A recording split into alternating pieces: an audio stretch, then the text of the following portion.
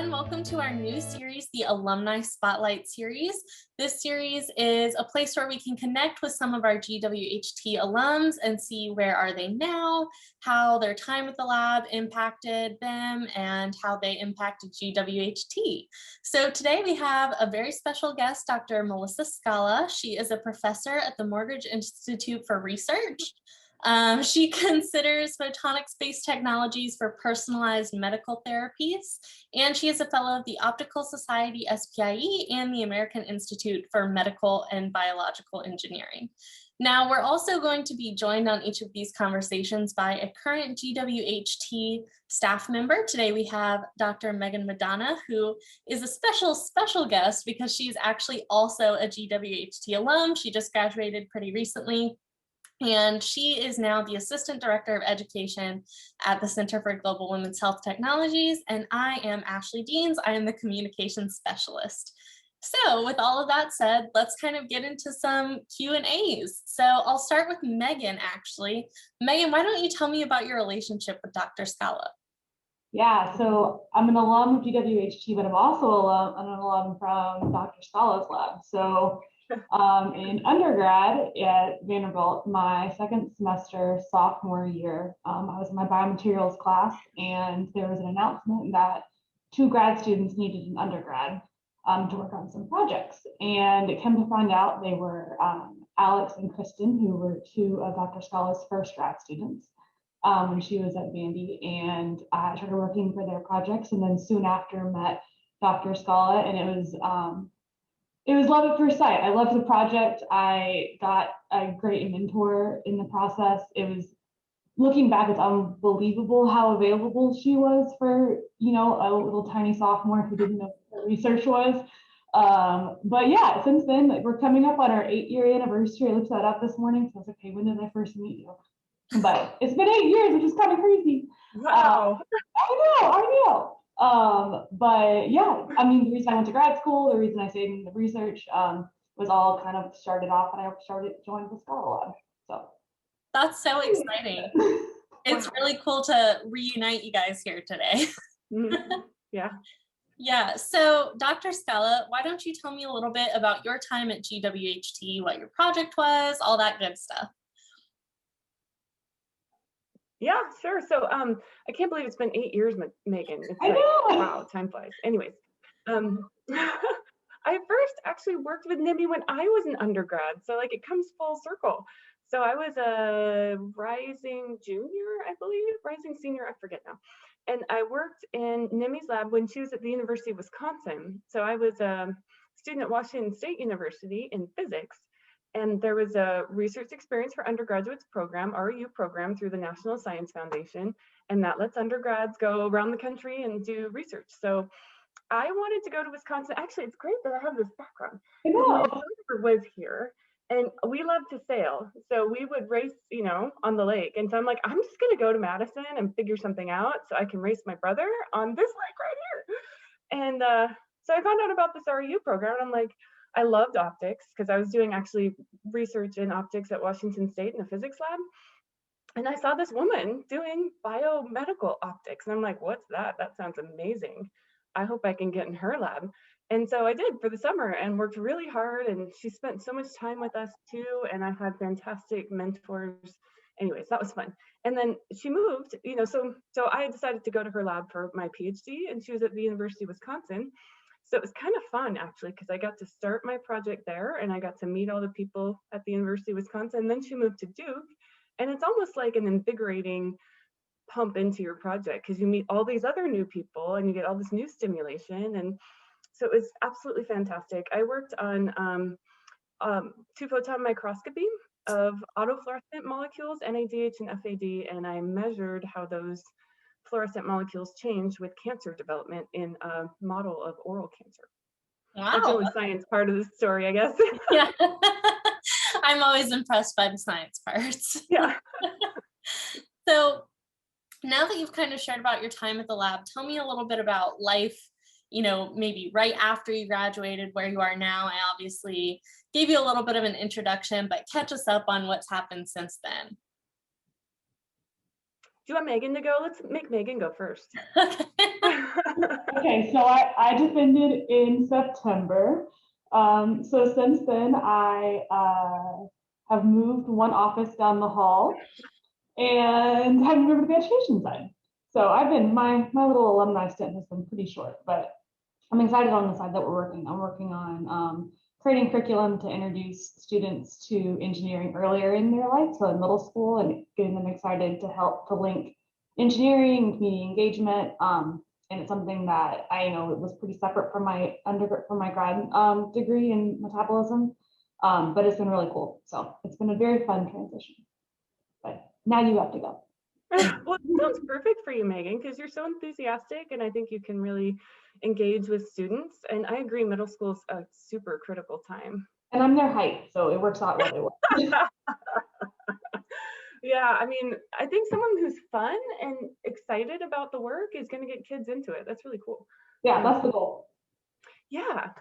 I was similar to Megan. This is so funny how we keep having similarities. I moved down one floor after I graduated to Joe Isaac's lab. I did OCT research, and my goal was to get more instrumentation training. So with NIMI, I got good training in optics, in metabolism, cancer, and I wanted to learn more about the nitty-gritty instrumentation. So I worked with Joe, and my co-advisor was Mark Dewhurst, who's, I know, a great collaborator of NIMI. So that was kind of fun to bring those two together, and they are fantastic mentors, and they've been, just like NIMI, very supportive, not only when I was their postdoc, but since I've left their labs. So I was very lucky.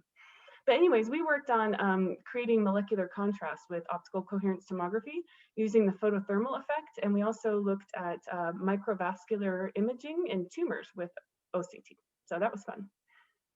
That is fun. Thanks so much for sharing. That's really great. So this next question, we're definitely going to shift gears a little bit, and I'll let Dr. Skala go first because you actually kind of already started to get into this, but the general question is, why did you first decide to go to grad school, period? And then within that, how did you hear about NIMI and choose her lab? I had no idea you actually knew NIMI as an undergrad, so that's really cool. Yeah, I had not known her, but I was lucky to get matched with her when I was an undergrad. So she insisted, though, that I apply to other PhD programs and visit, and I did that. And I'm like, I'm still going to your lab. So totally forget the question. It was, how did you join her lab? Is that what it was? Yeah. Okay. Yeah. So that's my answer. And Megan, how did you kind of find out about GWHT, NIMI? How did you make that choice?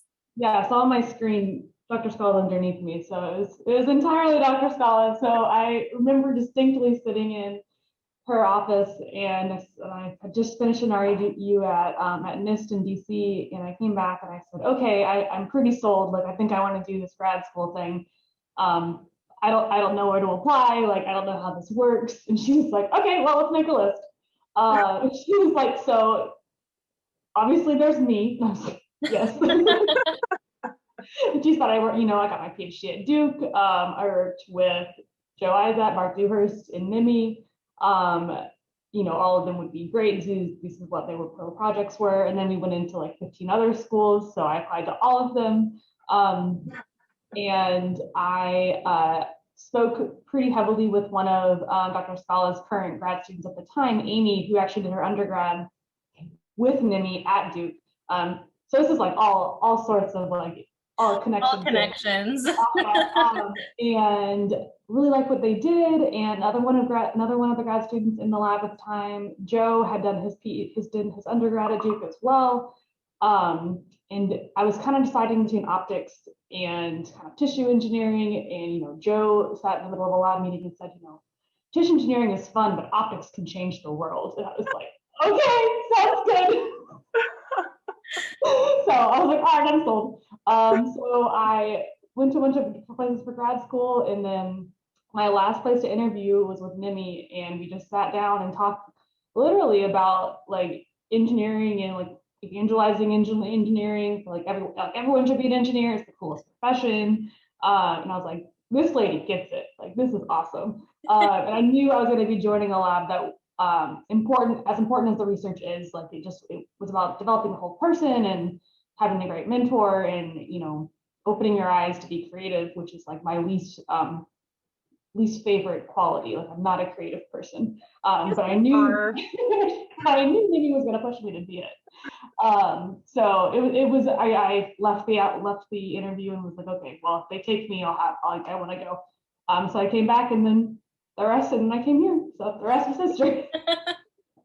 That is so sweet. I love that. I think what you were just saying is actually a pretty good transition into our next question about being creative, which is for both of you, what is something that you still use to this day that you picked up from your time at GWHT? I'll go. I love what I do. I think I picked that up from Nimi. She loves what she does. And I think she creates an environment where you can enjoy your work and grow and learn. It's not like, I don't know, I guess I hear some places aren't like that. It's hard for me to picture because I've never really been in an environment that wasn't like that, but it you get the space to follow your interests. And I think that's so empowering and fun, and it lets you meet your potential. So it's great. Yeah, that's definitely true. I think something I've heard a lot of people talk about is how they appreciate that they had the freedom to pursue the things that they were interested in and like kind of make their own mistakes, make their own learning opportunities. So I think that's really cool. Megan, is there anything you want to add? No, that was my answer. I feel like it was, Nimi was like, I think this is really interesting. Like, what do you want to do? And I said, well, I really liked metabolism research. I know you do metabolism research, and I did a bunch of in vivo work in undergrad. And she's like, okay, well, go for it. So I like brought Gamery windows back into the lab, something I did with Dr. Skala at Vanderbilt, and it was a nice merriment of just kind of like sitting in the space of figuring out what you wanted to do. So yeah, I think just Nemi said to me once, she goes, I learn by doing. I'm not going to learn anything sitting in a classroom or listening to someone tell me something. And I was like, thank goodness, because me too. And I thought it was just me, until she said that. And she's this like professor. And I'm like, well, if it's true for her, it can be true for me. And I can just learn by making my mistakes as I go. And that's what I do now. I make my mistakes and I learn. Yep. Yeah, that's fantastic. All right, so we've come to our last question, and this is kind of a fun one for both of you. Again, what is something that still makes you think about your time in the lab? It could be anything. I know that's pretty broad. Oh, I have an idea because I mentor students now, and I, always try to do the best I can. And you never think you're doing a good enough job. So, I think back to my time in Nimi's lab a lot because she's a very effective mentor. So when I'm mentoring someone, and I'm thinking, what would Nimi say? What were some of the things she said to me that helped me, through failure or through big decisions or I don't know, all those things, right? And so I often repeat the things she said. So I say to people now, I just learn by doing. You should try learning by doing too. It's okay. I 100% stole that from Nimi. So, we repeat the things that work for us. And so that comes from our mentors, right? Yeah, absolutely. That's so sweet. I love that. Now, Megan, I know you're obviously still at the lab, so this is probably a different kind of question for you, but is there something that more makes you think of your long time ago time as a PhD? Right. Yeah. I think I just miss being in the building. Like I miss my favorite parts of grad school were just like sitting like behind the optical curtain with like 3 other grad students and trying to figure something out, like talking through data. And that's something that Zoom is great, but it's not the same thing as like hovering over like a microscope table trying to figure out why this mouse isn't behaving. And I think just like the idea, or just like sitting in my office and like looking backwards at, Kareen, another grad student, and saying like, okay, what do you think about this graph? It's just stuff so whenever I get the chance of that now, whenever I'm back in the space and, everyone's a little bit further apart, everyone's in double masks. Like that's the stuff that I like really miss, is like being in the same space as everybody, and because everyone's learning by doing. And like I think that's a part of grad school that I really like, and I really miss that we're not being able to do right now. So I hope we can get back to that. And then also the free espresso on the floor. Yes. So whenever I see coffee, it reminds me of it. Yep. Absolutely, absolutely. Well, thank you guys both so much for being here today. Thanks for taking the time to be a part of our first ever Alumni Spotlight video. This was fantastic. To everyone watching, make sure you follow us on social media so you can keep up with our alumni as we continue this new series.